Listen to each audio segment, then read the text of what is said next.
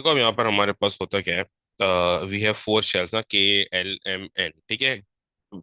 K has a serial number of 1, L has 2, M is third shell and N is fourth shell.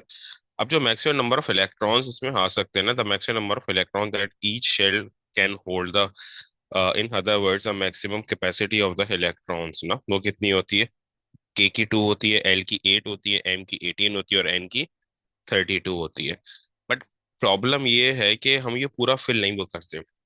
यानी हम जो fill करते हैं ना, ये हम फिल नहीं करते इतना ना। 2, 8, 18 और 32 ऊपर वाली वो कन्फिगरेशन ऑफ फिल नहीं करते। हम नीचे वाली वो कन्फिगरेशन फिल करते हैं। यानी मतलब क्या है भाई, जो फर्स्ट शेल है ना, उसमें हम 2 इलेक्ट्रॉन्स फिल करते हैं, सेकंड में 8 करते हैं। फर्स्ट में 2 इलेक्ट्रॉन फिल करते हैं, सेकंड में 8 करते हैं। थर्ड में भी 8 और फोर्थ में भी 8। हालांकि थर्ड और 8 में तो मैक्सिमम कैपेसिटी है ही नहीं 8 की, वो तो 18 और 32 की है ना। But in M the maximum capacity is of 18, but we are filling 8 electrons. For the N the maximum capacity is of 32, but we are filling 8 electrons ना। 2, 3, 4 तीनों में 8 इलेक्ट्रॉन्स फिल करने हैं। रीजन क्या होता है, जो कॉन्सेप्ट चाहिए होता है ना 18 तक इलेक्ट्रॉन फिल करने का या फिर 32 तक इलेक्ट्रॉन फिल करने का, वो हमारे कोर्स में वो नहीं है। जो कॉन्सेप्ट चाहिए होता है ना 18 तक इलेक्ट्रॉन फिल करने का या 32 तक इलेक्ट्रॉन फिल करने का, वो कॉन्सेप्ट हमारे कोर्स में नहीं है। वो कॉन्सेप्ट होता है ऑर्बिटल का ना।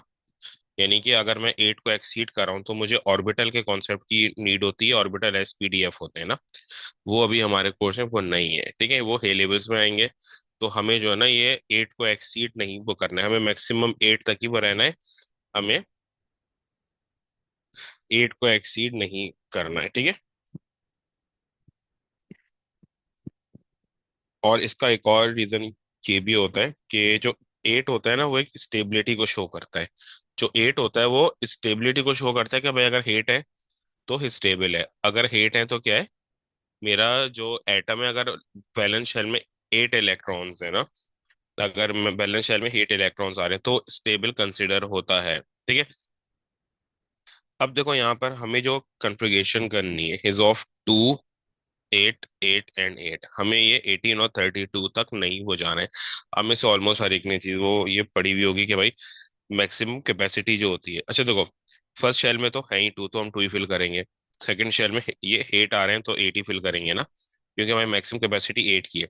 बट थर्ड शेल में वो 18 तक मैक्सिमम कैपेसिटी चली जाती है इन रियल।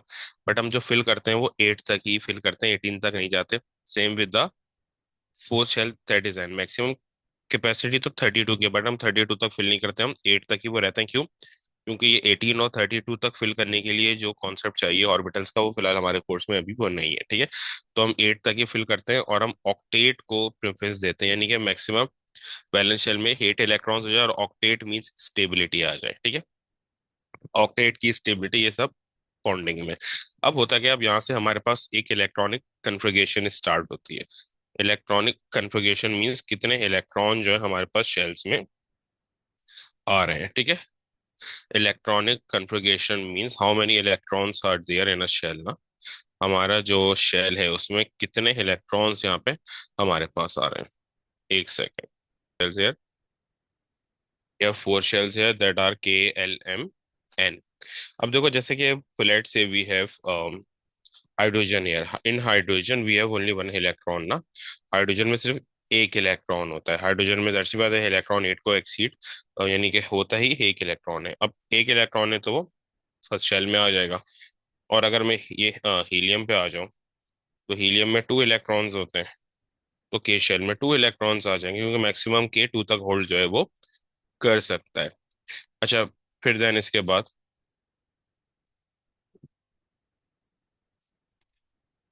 फिर देन इसके बाद हमारे पास ये हो गया देन। हाँ, अब इसके बाद हमारे पास जैसे लिथियम है, लिथियम में 3 इलेक्ट्रॉन्स ना। सो 2 इलेक्ट्रॉन्स फर्स्ट शेल में आ जाएंगे, ठीक है।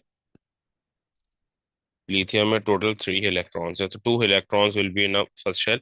Now we are left with only 1 electron. अब जो वन इलेक्ट्रॉन है वो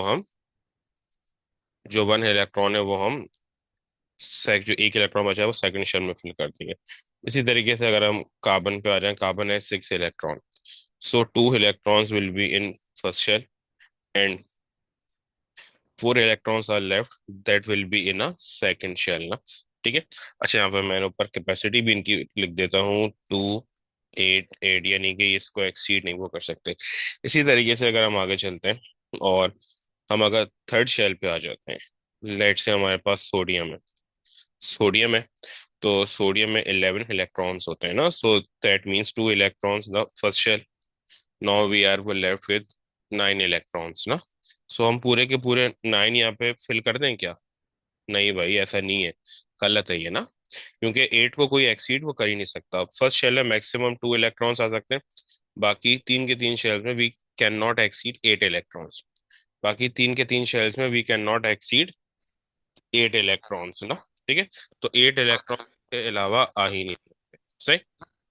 अच्छा, फिर इसके बाद आ, हम इसमें सेकंड शेल में 8 इलेक्ट्रॉन्स हम फिल करेंगे। देन जो अब कितने इलेक्ट्रॉन्स हमारे पास बच गए? 1 इलेक्ट्रॉन, तो हमने यहाँ पे फिल कर लिया, m is equal to 1। Then और आगे वो बढ़ते हैं, अब हम आ जाते हैं लेट से फॉस्फोरस। तो फॉस्फोरस हैज 15 इलेक्ट्रॉन्स ना, तो that means 2 electrons in a first shell, 2 electrons in a first shell.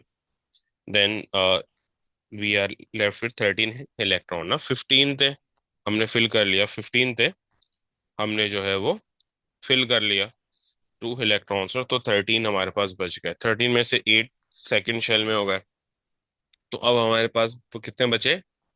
2 जो है वो फर्स्ट में हो गए, फिर 8 सेकंड में हो गए। We are left with 5 electrons. Now the 5 electrons will be in a third shell. अब इसी तरीके से अगर हम और आगे चले आते हैं, लेट से आर्गन पे आ गए ना। आर्गन हैज 18 इलेक्ट्रॉन्स, तो 2 in a first shell. Now we are left with 16 electrons ना। So out of 16, 8 in a second. अब कितने बचे? 2 फर्स्ट शेल में। अब देखो, जो सेकंड है मैं इसको 16 नहीं कर रहा हूँ, मैं वो कर ही नहीं सकता ना, क्योंकि ये 8 को एक्सीड कर ही नहीं सकता। ठीक है, तो 8 electrons in a second shell and after filling 2 in a first, 8 in a second, now it will be 8 electrons in a third shell too. सही। फिर इसके बाद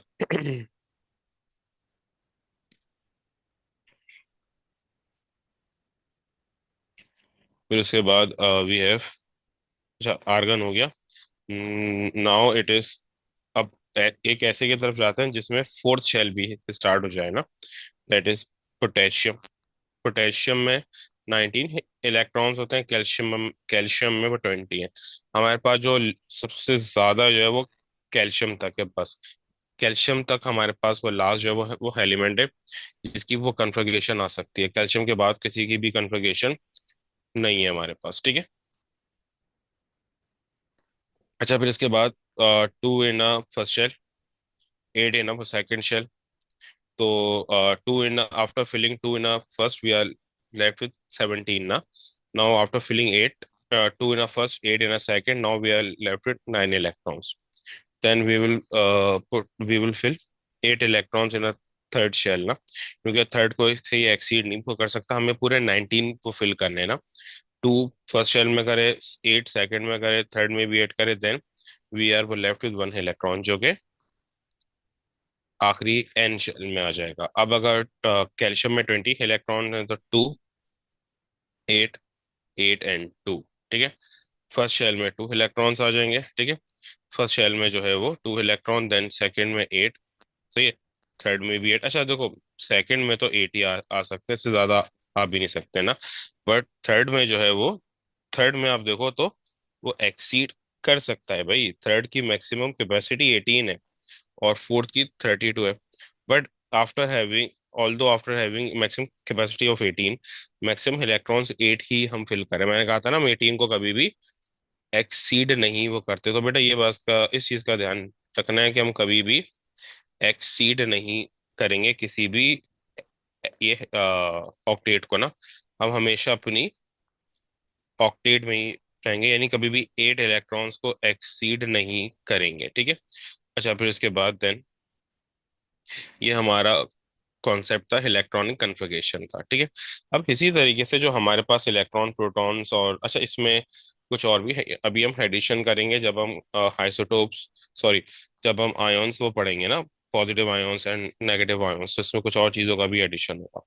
अच्छा, अब यहाँ पर हमारे पास देन कुछ चीज़ें और जो है वो आ जाती हैं, कुछ चीज़ें और क्या हमारे पास आ जाती हैं। देखो जैसे कि जिसको एक कोल्ड फोल्ड एक्सपेरिमेंट हमारे पास जो है ना वो बोलते हैं ना, एक्सपेरिमेंट हमारे पास क्या होता है। अब वो किसी कोई नाम से नहीं है ना, ठीक है। एक्सपेरिमेंट हमारे पास क्या है, ठीक है। एक्सपेरिमेंट में हमने वो क्या किया है, हमने एक जो नेगेटिव वो प्लेट है वो हमने प्लेस, हमने दो जो वो प्लेट्स है ना वो हमने वो प्लेस करी।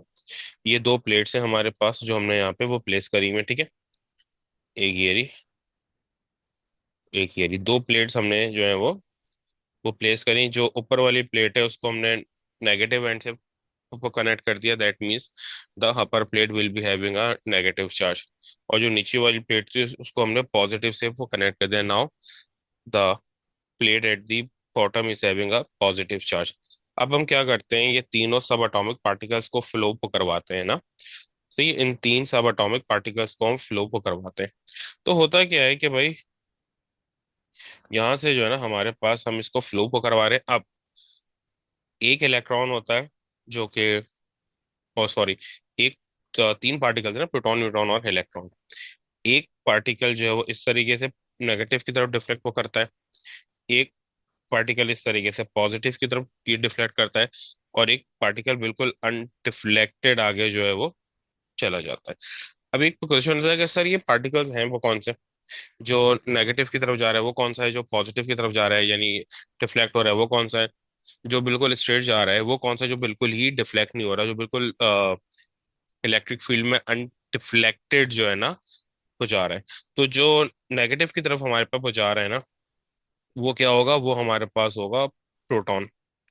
जो नेगेटिव की तरफ जा रहा है वो प्रोटॉन होगा। क्यों होगा भाई, क्योंकि प्रोटॉन पे पॉजिटिव होता है ना charge.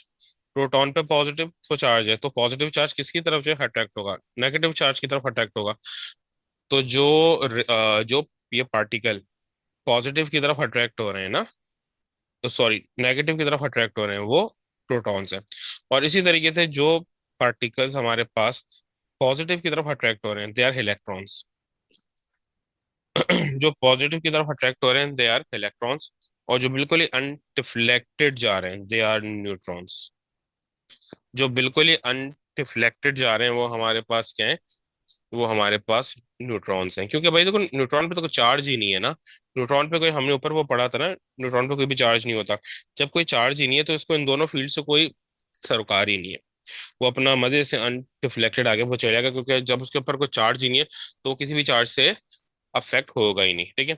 Where as the electron is having a negative charge, so it will be deflected towards a positive charge, and the proton is having a positive charge, so it will be deflected towards a negative charge.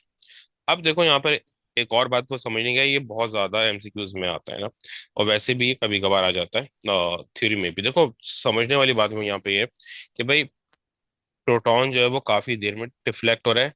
Proton is taking more time to deflect as compare to the electron.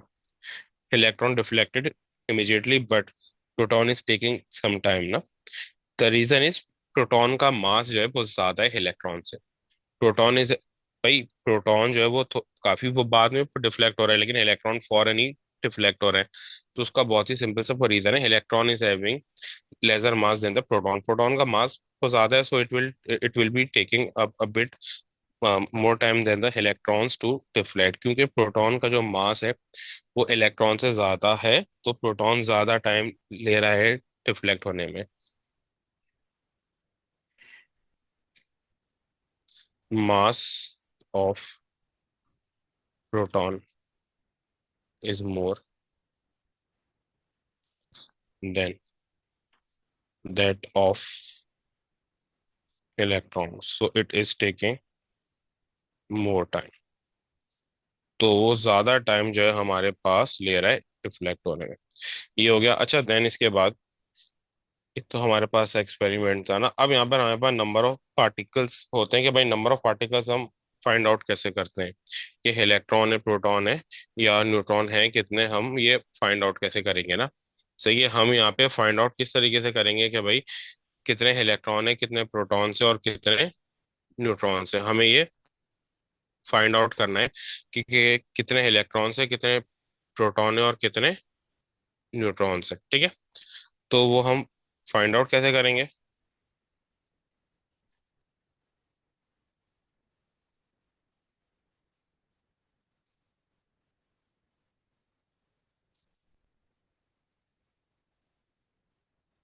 एक, ठीक है, देखो अब यहाँ पर हमारे पास ना formula होता है ना, ठीक है। वो फॉर्मूला क्या होता है, ठीक है।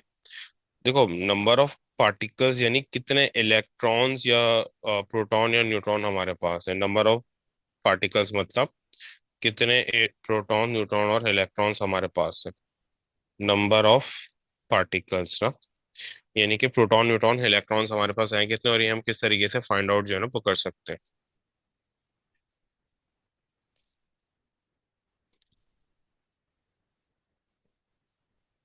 तो देखो इसके लिए बहुत ही सीधा सा हमारे पास ना फॉर्मूला होता है, ठीक है। फॉर्मूला क्या है वो, हमने यहाँ पे लिखा एक्स, ठीक है। ऊपर आता है ए, नीचे आता है जी और यहाँ पर आता है ई। यानी कोई भी एलिमेंट होगा तो जो उसके नंबर टॉप को लेफ्ट पे आता है वो ए होता है, जो बॉटम को लेफ्ट पे आता है वो जी होता है, जो सिर्फ आता है वो ई होता है। अब जो ये हमारे पास आ रहा है ना, ये होता है एटॉमिक नंबर यानी कि नंबर ऑफ प्रोटॉन्स। ये होते हैं प्रोटॉन्स ना, जेड। जो हमारे पास ए होता है that is your mass number और योर न्यूक्लियॉन नंबर। ये हमारे पास मास नंबर या न्यूक्लियॉन नंबर होता है, और ये प्रोटॉन प्लस न्यूट्रॉन का सम होता है ए। और जो ई हमारे पास होता है that is your oxidation number. ये हमारे पास होता है ऑक्सीडेशन नंबर। अब इसका मतलब क्या होता है, ऑक्सीडेशन नंबर हमारे पास है क्या, किस तरीके से ऑक्सीडेशन आता है।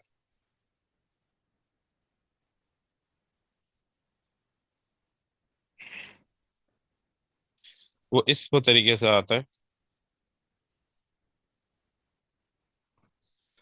कि अगर आप यहाँ पे वो देखो तो भाई अच्छा, जैसे कि वो फर्ज करो मैंने यहाँ पे लिखा हुआ है ये, सी, मैंने यहाँ पे यूं करके लिखा हुआ है सी एल, बल्कि इसको नीचे लेके आते हैं ना, ठीक है। यहाँ पे मैंने लिखा हुआ है ए, सी एल है यहाँ पे, ठीक है। अब सी एल के पास ना यूं लिखा हुआ है, यहाँ पे नीचे 17 लिखा है, यहाँ पे 35 लिखा है, यहाँ पे जीरो है, यानी लेट से कुछ भी नहीं है। तो देखो होता क्या है हमारे पास ना, अब यहाँ पे, अच्छा, अब ये हम ये बता क्या रहा है, जैसे फर्ज करो यहाँ पे -1 है सीएल पे, सीएल पे क्या है, -1 का चार्ज है। अब देखो है क्या, प्रोटॉन्स निकालने का फॉर्मूला हमारे पास होता है protons are equals to Z. Proton Z की इक्वल है, जो भी नीचे वाली वो टर्म होगी दैट इज योर प्रोटॉन्स, ठीक है। अब जो न्यूट्रॉन निकालने का फॉर्मूला है that is a minus Z. जब हम ऊपर की टर्म को नीचे वाली टर्म से क्या कर देंगे, सब्ट्रैक्ट कर देंगे, यानी ए को जेड से क्या करेंगे, सब्ट्रैक्ट कर देंगे। ए को जेड से हम क्या करेंगे, सब्ट्रैक्ट कर देंगे, तो हमारे पास क्या आ जाएंगे, न्यूट्रॉन्स आ जाएंगे। ठीक है, ए को हम जेड से सब्ट्रैक्ट कर देंगे तो हमारे पास क्या आ जाएंगे, न्यूट्रॉन्स आ जाएंगे। अच्छा, अब न्यूट्रॉन यहाँ पे हावी कैसे रहें, ये भी एक सॉल्व करके दिखा देता हूँ। देखो ए में मेरे पास क्या है, प्रोटॉन और न्यूट्रॉन है ना, तो पी प्लस एन, और जेड में क्या है, सिर्फ प्रोटॉन्स हैं, -z यानी -b।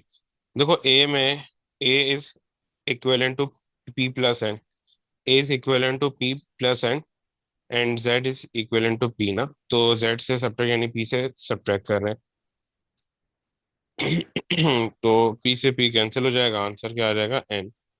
ठीक है, और इलेक्ट्रॉन्स का बहुत ही सिंपल सा फॉर्मूला होता है, और ये कॉन्सेप्चुअली भी को समझा दूंगा। इलेक्ट्रॉन्स का फॉर्मूला होता है z माइनस ई, यानी जो भी मेरे पास यहाँ पे जेड की वैल्यू है उसको ई की वैल्यू से सब्ट्रैक्ट कर दो। ई का मतलब होता है ऑक्सीडेशन नंबर, यानी कितने इलेक्ट्रॉन्स मैंने लूज करें, कितने इलेक्ट्रॉन्स मैंने गेन करें। ये जो ऑक्सीडेशन वो नंबर है, इसका मतलब है कितने इलेक्ट्रॉन्स मैंने लूज करें और कितने इलेक्ट्रॉन्स मैंने गेन करें।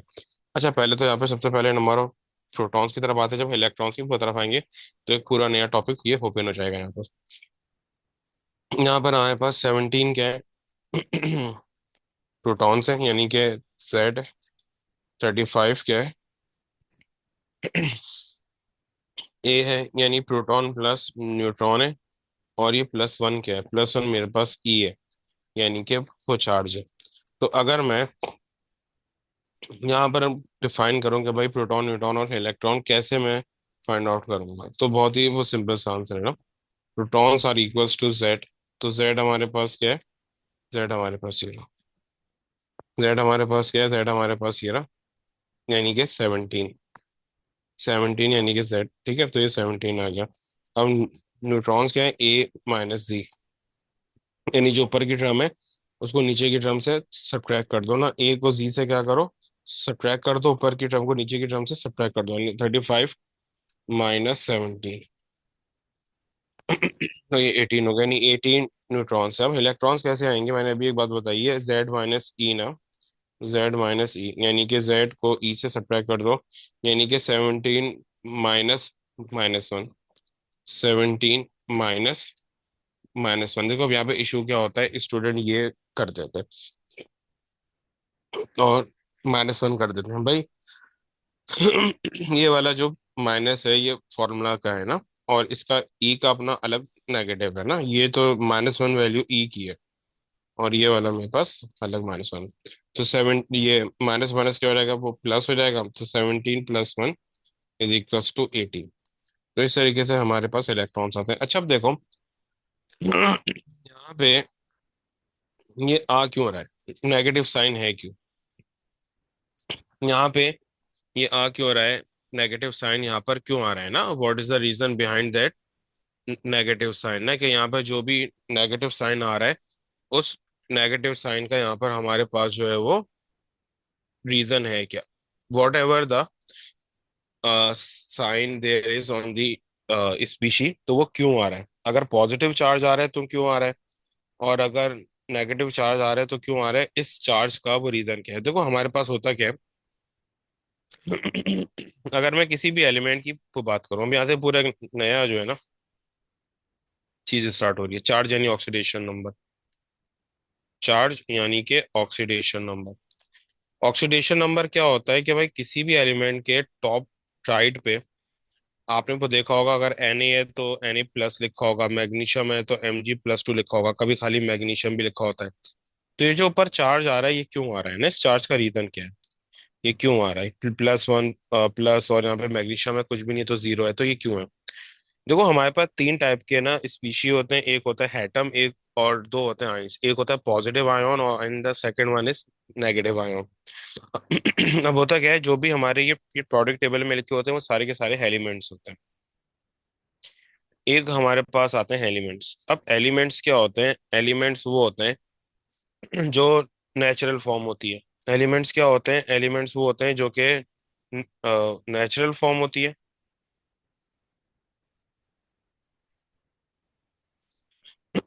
एलिमेंट्स हमारे पास क्या है, नेचुरल फॉर्म है। और एलिमेंट्स में प्रोटॉन्स जो है वो इक्वल होते हैं इलेक्ट्रॉन्स के, ये बात याद रखने की है main. Protons are equals to electron, proton and electrons equal होते हैं। देखो जैसे फर्ज करो मेरे पास मैग्नीशियम है, मैग्नीशियम के ऊपर 0 चार्ज है, कोई भी चार्ज नहीं है ना। अब ये चार्ज 0 क्यों है, इसके ऊपर चार्ज क्यों नहीं है, +1 +2 वो क्यों नहीं है। तो देखो होता क्या है, मैग्नीशियम के पास जो प्रोटॉन है वो 12 प्रोटॉन्स है। तो इन 12 प्रोटॉन्स पे चार्ज कितना होगा, +12 का। मैंने क्या बोला अभी, अपनी एलिमेंट्री फॉर्म में तो protons and electrons will B equal, तो प्रोटॉन्स एंड इलेक्ट्रॉन्स क्या होंगे, इक्वल होंगे। तो इलेक्ट्रॉन भी इसके पास क्या होंगे, 12 होंगे, ठीक है। अब क्योंकि ये नेगेटिव चार्ज इसके ऊपर आ रहा है, क्योंकि ये इलेक्ट्रॉन्स है, तो इलेक्ट्रॉन्स में चार्ज कौन सा आता है, इलेक्ट्रॉन से वो नेगेटिव चार्ज आता है। इलेक्ट्रॉन्स में चार्ज कौन सा आता है, नेगेटिव जो है ना चार्ज आता है इलेक्ट्रॉन्स में। तो यहाँ पर जो हमारे पास इलेक्ट्रॉन्स है उनके ऊपर चार्ज कौन सा आ रहा है? उनके ऊपर नेगेटिव चार्ज आ रहा है यहाँ पे इलेक्ट्रॉन्स में ना। ठीक है। और प्रोटॉन से पॉजिटिव जो वो चार्ज है। अब अगर मैं इनका सम के कैलकुलेट करूँ ना, तो इनका सम क्या आएगा? +12 -12। तो 12 से 12 कैंसिल, आंसर जीरो हो गया। तो यहाँ पे एलिमेंट्री फॉर्म में चार्ज जीरो क्यों आता है? कोई भी चार्ज नहीं होता। क्यों नहीं होता? क्योंकि प्रोटॉन्स एंड इलेक्ट्रॉन्स इक्वल होते हैं और दोनों अपोजिट चार्ज में होते हैं। तो दोनों एक दूसरे को कैंसिल आउट कर देते हैं, तो चार्ज जीरो आता है। फिर देन उसके बाद हम उसके बाद हमारे पास होते हैं आइंस। अब आइंस हमारे पास क्या होते हैं? आइंस की हमारे पास दो जो है वो टाइप्स होती हैं। जब भी हम आइंस की बात करते हैं तो आइंस की हमारे पास दो टाइप्स यहाँ पर आके मिलती हैं। हाँ हाँ।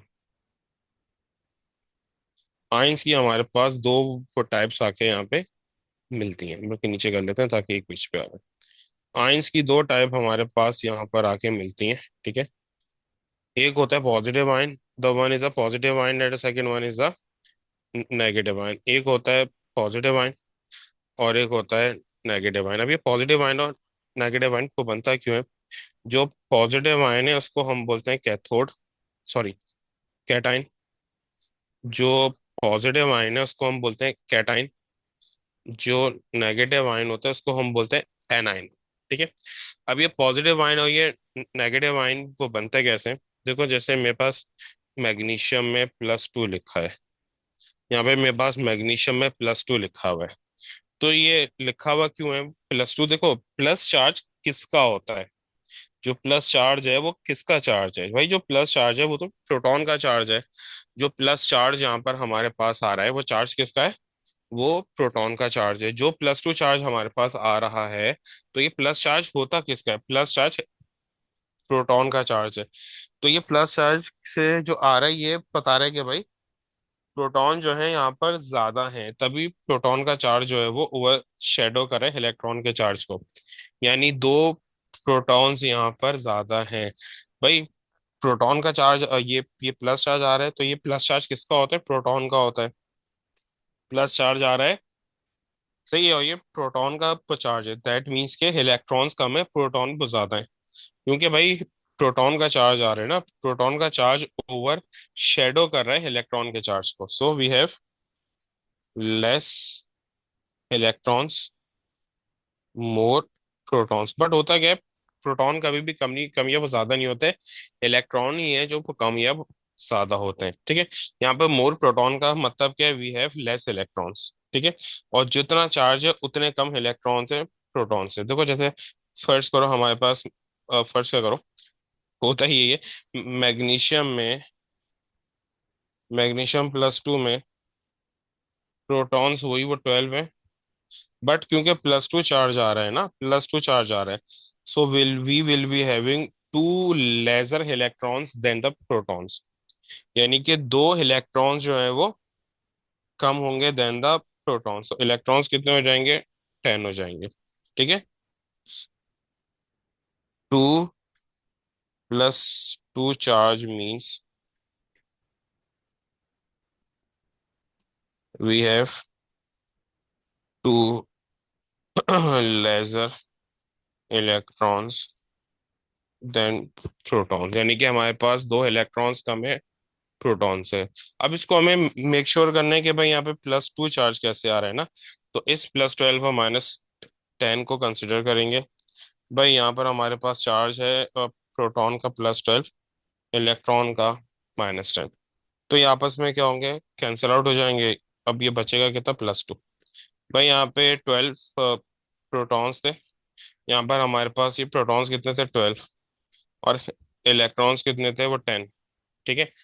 +2 का मतलब ही यही है कि दो इलेक्ट्रॉन्स कम हो गए ना। तो जो प्रोटॉन का चार्ज था, देखो अगर प्रोटॉन ज्यादा होंगे तो प्रोटॉन इलेक्ट्रॉन्स को ओवरशैडो को कर देगा। अगर प्रोटॉन ज्यादा होंगे तो प्रोटॉन्स क्या करेंगे? इलेक्ट्रॉन्स को ओवरशैडो को कर देंगे, तो प्रोटॉन्स का चार्ज आ जाएगा। तो +2 का मतलब है we have two more protons, यानी इलेक्ट्रॉन्स हमारे पास वो कम होंगे। और जो हम डिफाइन करते हैं वो इलेक्ट्रॉन्स के सेंस से डिफाइन करते हैं। कभी भी ये प्रोटॉन कम ज्यादा नहीं होते, प्रोटॉन हमेशा सेम ही रहते हैं। जो चीज कम या ज्यादा होती है दैट आर इलेक्ट्रॉन्स ना।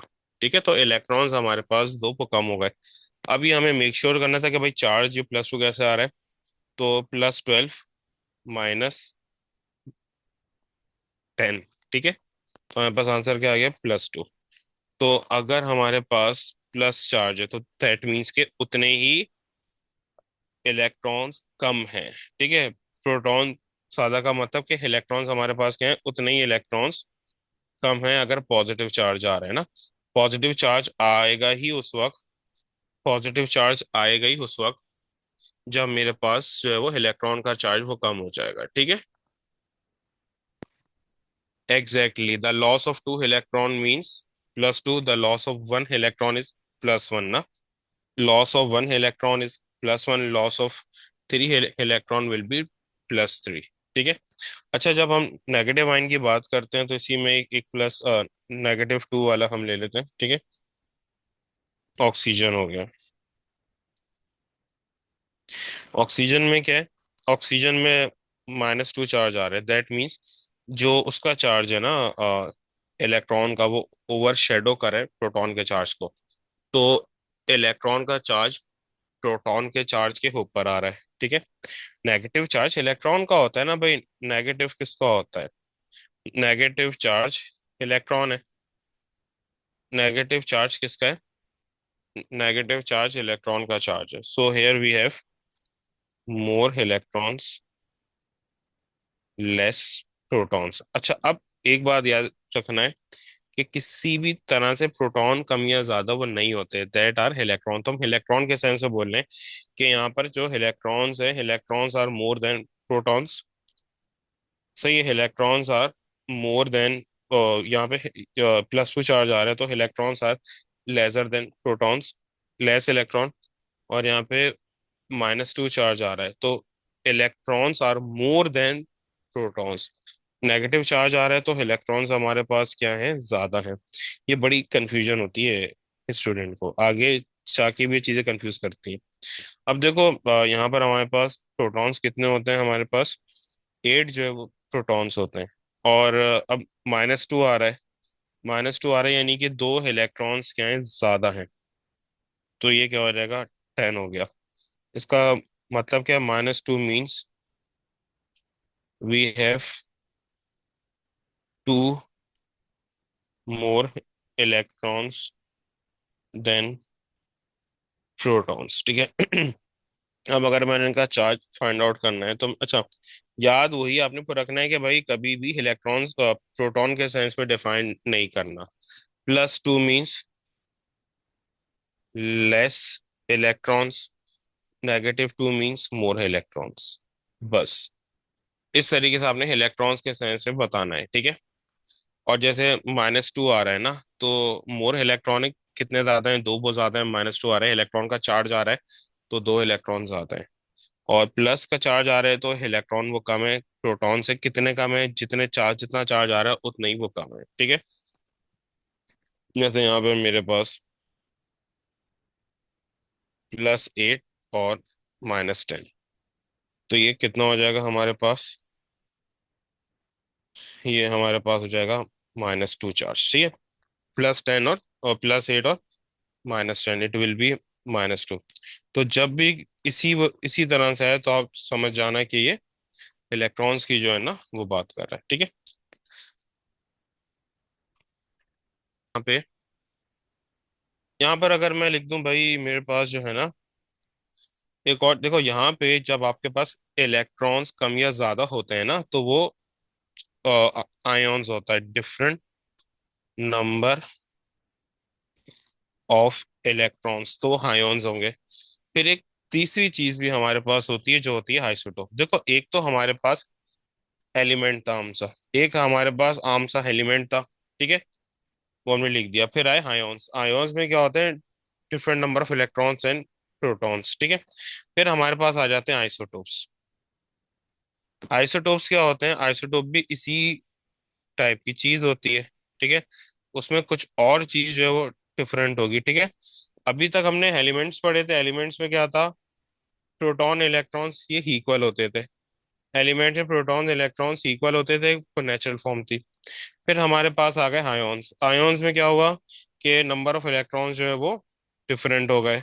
सही है, यानी दो आयोन में नंबर ऑफ इलेक्ट्रॉन ही होते हैं, जो कि जैसे मैग्नीशियम है, नॉर्मल मैग्नीशियम में 12 इलेक्ट्रॉन है, मैग्नीशियम +2 में 10 इलेक्ट्रॉन है ना, कि दो इलेक्ट्रॉन्स क्या हो रहे हैं, ज्यादा हो रहे हैं। ठीक है, फिर उसके बाद हमारे आइसोटोप में आइसोटोप होते हैं, आइसोटोप बोलते हैं different number of neutron. Isotope क्या होता है, different number of neutron, different number of neutrons.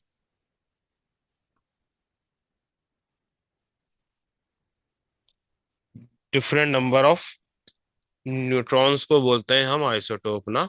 Different number of neutrons को हम क्या बोलते हैं, आइसोटोप यहाँ पर हम बोलते हैं। ठीक है, तो देखो अब यहाँ पे होता क्या है हमारे पास। ठीक है, तीन स्पीशीज आ गई। एक आ गया एटम, तो एलिमेंट। एलिमेंट क्या होता है, जो हमारी नेचुरल फॉर्म होती है, जहाँ पर protons and electrons are equal. फिर हाइऑन्स हो गए, when we have different electrons and protons ना, जहाँ पर इलेक्ट्रॉन्स एंड प्रोटॉन्स डिफरेंट होते हैं। ठीक है, फिर आ गए हमारे पास आइसोटोप। आइसोटोप में नंबर ऑफ न्यूट्रॉन्स जो है वो डिफरेंट होते हैं। यानी एक ही चीज के तीन आइसोटोप्स हो सकते हैं ना, तो उसमें नंबर ऑफ न्यूट्रॉन्स क्या होंगे, डिफरेंट होंगे।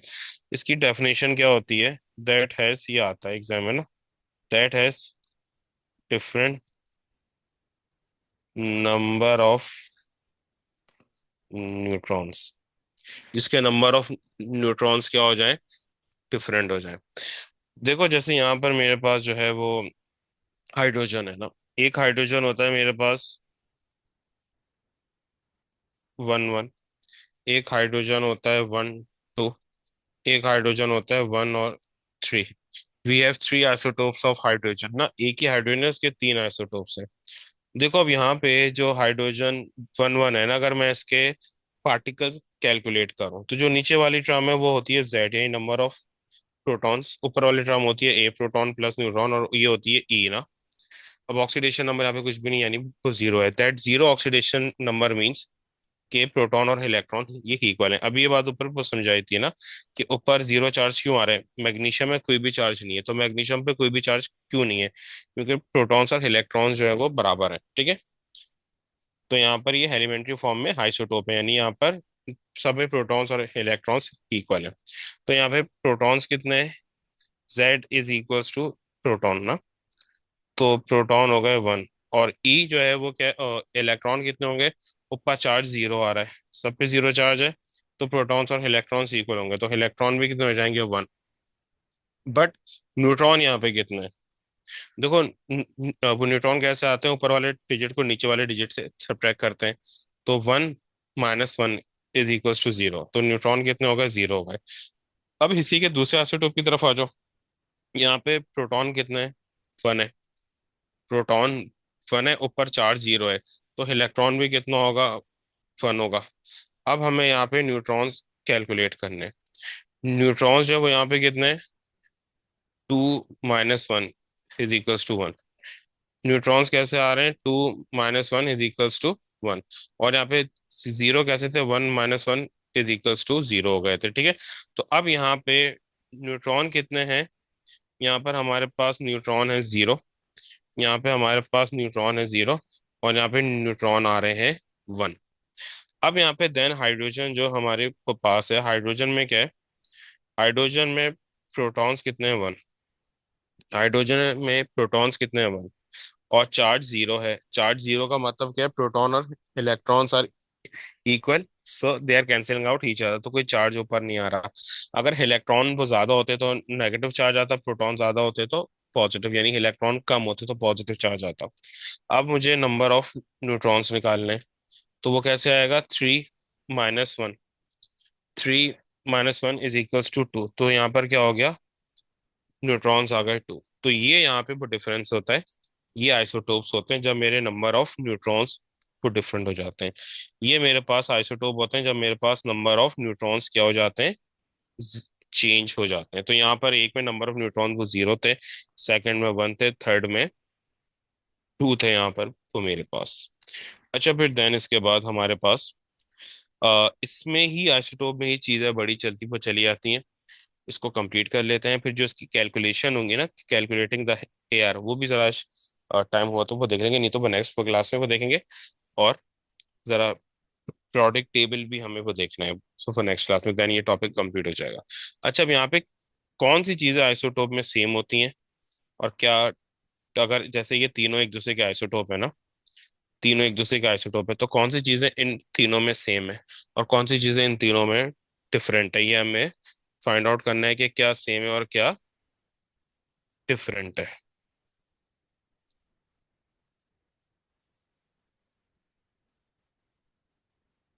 देखो सेम क्या होता है, प्रोटॉन्स और इलेक्ट्रॉन सेम होते हैं, ठीक है।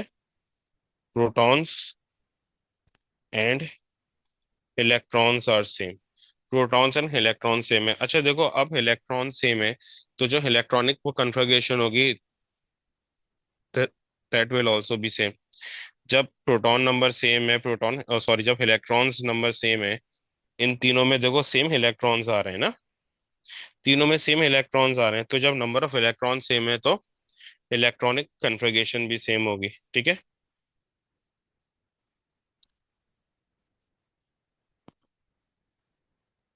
और जब इलेक्ट्रॉनिक कन्फिग्रेशन सेम है तो देखो केमिकल प्रॉपर्टीज यानी केमिकल रिएक्शन भी सेम होंगे। केमिकल रिएक्शंस जो होते हैं ना, वो डिपेंड करते हैं इलेक्ट्रॉन्स में, ठीक है।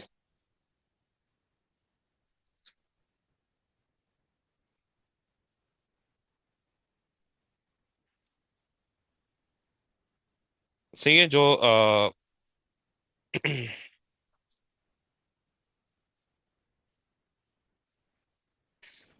Number of electron chemical reactions यानी केमिकल प्रॉपर्टीज डिपेंड करती हैं नंबर इलेक्ट्रॉन्स पे, इलेक्ट्रॉन के वो ट्रांसफर पे।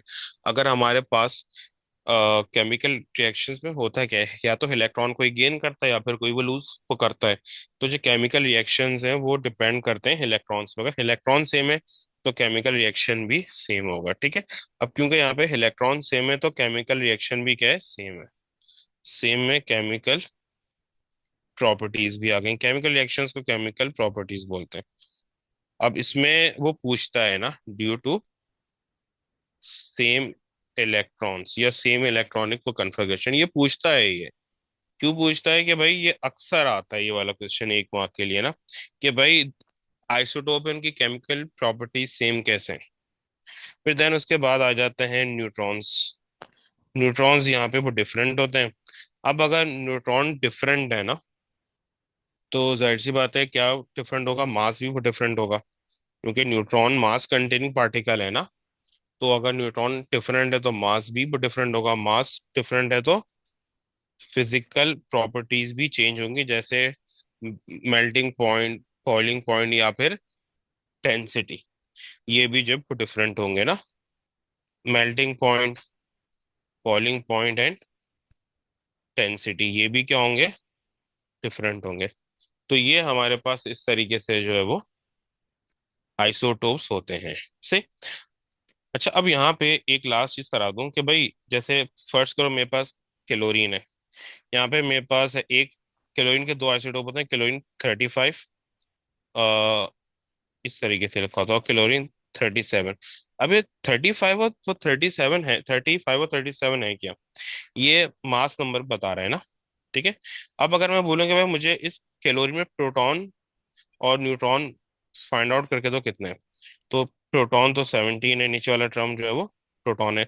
और अगर मुझे न्यूट्रॉन फाइंड आउट करना है तो 35 माइनस 17, तो 35 minus 17 that is equals to 18। और यहाँ पे अगर मैं ये प्रोटॉन्स निकालूं तो 17 और न्यूट्रॉन्स कैसे आएंगे, that 37 minus 17 that is equals to 20 से। तो इस तरीके से हमारे पास आता है। अच्छा, अब होता क्या है, ये मैंने बताया था ये वो मास नंबर होता है, ठीक है। अगर न्यूट्रॉन्स चेंज होंगे तो जो मास नंबर है वो तो चेंज हो जाएगा ना।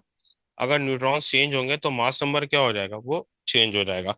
तो अगर न्यूट्रॉन चेंज होते हैं, जो ओवरऑल वो मास है वो भी क्या हो जाता है, चेंज हो जाता है। यही हमारे पास मास होता है ना, इसी को हम हेयर को बोलते हैं। सही।